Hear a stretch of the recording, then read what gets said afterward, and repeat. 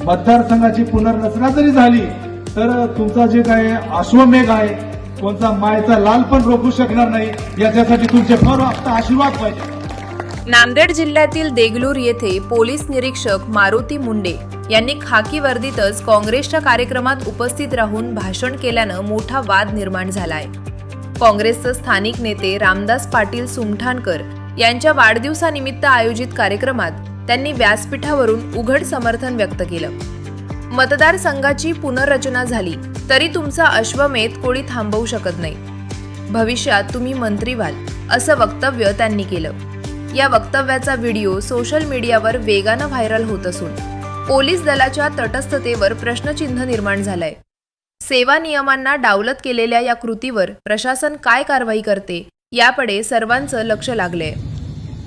आजच्या कार्यक्रमाचे अध्यक्ष सर्वांचे परिचित आपले धोंडीबा मिस्त्री सर, आजचे सत्कारमूर्ती रामदास पाटील सुमठाणकर सर, मंचावर उपस्थित राजेश चुना सर, संजय भाऊ, बालाजी पाटील, त्याच्यानंतर आमचे विष्णू पाटील व माझ्यासमोर जरी बरेच उपस्थित आहेत, भरपूर पदाधिकारी आहेत, ते सर्वजण खरंच आता भरपूर वेळ झालेला आहे। मी 2-3 मिनिटांमध्ये उरकून घेतो आहे। आता आपण सर्वांनी रामदास पाटलांना शुभेच्छा दिलेल्या आहेत, परंतु ह्या शुभेच्छा शेवटपर्यंत असाव्यात ह्याच आई तुळजाभवानीची मी प्रार्थना करतो। का तर आज स्तुती करणारे लोक भरपूर मिळतात। राजकारणामध्ये तर रंग, रूप, वास, कपडे दिवसातून 3 वेळेस बदलत असतात। 2029 आपण भरपूर दूर आहे आणि त्याचबरोबर 2002 मध्ये एक कायदा पारित केलेला आहे। 2029 मध्ये देगलूर बिलोली राहील का देगलूर नायगाव राहील का देगलूर मुखेड राहील हे मतदारसंघ देखील चेंज होणार आहेत। सध्या SIR लागू आहे। 2002 ची तुमची जी काही मतदानाची यादी आहे ती पाहून घ्या। आपली आई आणि आपली बहीण, माता जे कोणी आहेत त्यांचं खरंच त्या मतदारसंघामध्ये नाव आहे का याची पण तुम्ही पाहणी करा।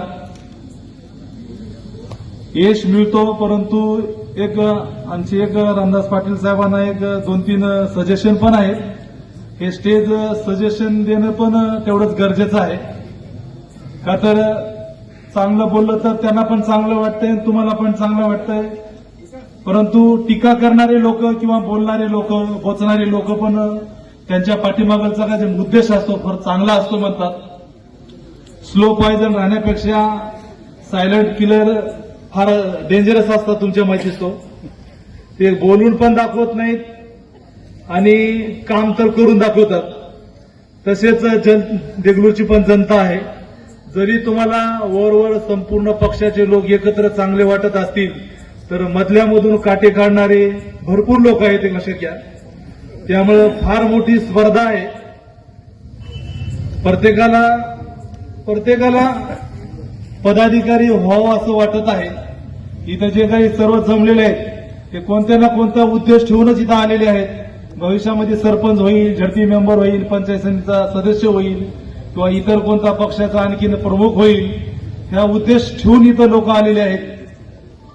तर मी सर्वप्रथम पाटील साहेबांना तुमच्या सर्वांचा आशीर्वाद राहावा म्हणून आपण सर्वांनी जय हो एवढा शब्द म्हणायचे आहे। मी रामदास पाटील सुमठाणकर एवढं म्हणल्याच्या नंतर आपण फक्त जय हो म्हणा। रामदास पाटील सुमठाणकर जय हो। आवाज जोरात काढावा ही तुम्हाला एक विनंती आहे। जय हो, जय हो। खरंच रामदास पाटील साहेबांना निरोगी आयुष्यासाठी आणि त्यांच्या संपूर्ण मनोकामना पूर्ण होण्यासाठी तुम्ही आता जयघोष दिलेला आहे। या जयघोषाचा आवाज 2029च्या इलेक्शन पर्यंत टिकून राहायला पाहिजे। रामदास पाटील साहेबांनी जे एक स्टेप मागे घेतली आहे, कोणतंही उड्डाण भरण्याच्या अगोदर एक स्टेप मागे घ्यावं असं म्हणतात.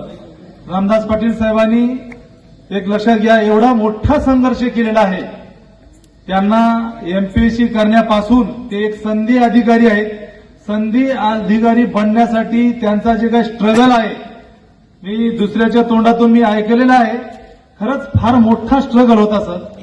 आणि एवढा मोठा स्ट्रगल करून तुम्ही एक संधी अधिकारी बनून इथं सेवा देऊन आणि तुम्ही एवढ्या मोठ्या नोकरीला, लाखो रुपयाच्या नोकरीला दूर ठेवून जे समाज कार्यासाठी तुम्ही स्वतःला वाहून घेतलेला आहोत, खरंच फार मोठा त्याग आहे. नसता आज नोकरी लागण्यासाठी, एक कॉन्स्टेबलची, एक मास्तरची नोकरी लागण्यासाठी लाखो रुपये मोजण्यासाठी लोक तयार आहेत. कुठे सेटिंग वस्तूला लागेल का, काहीतरी कुठं पैसे भरून माझ्या मुलाबाळाचं भर होईल का. परंतु आपण नोकरी लागलेली असताना तो राजीनामा देऊन तुम्ही समाजकार्यासाठी वाहून घेतलेला आहे. त्यासाठी सर फार मोठा म्हणजे तुमचं धैर्य म्हणावं लागेल. त्याच्यानंतर दुसरी गोष्ट आली सर, आता एवढी मोठी नोकरी सोडून देऊन तुम्ही तुमचे जे काही स्वप्न आहे त्याच्यासाठी एक मला एक छोटंसं एक म्हणायचं आहे की वेल बिगॅन इज हाफ डन. कोणतंही काम पूर्ण होण्यासाठी त्या कामाची पायाभरणी, मोर्चे बांधणी जे काही आहे ते फार मायक्रो मॅनेजमेंट पाहिजे. प्रत्येक गावामध्ये आपला माणूस आतापासूनच पेरून तो माणूस हा शेवटपर्यंत अज्ञातच राहिला पाहिजे, असं एक माझं एक तुम्हाला सांगणं आहे. तो माणूस इथं सभेमध्ये दिसता कामा नये,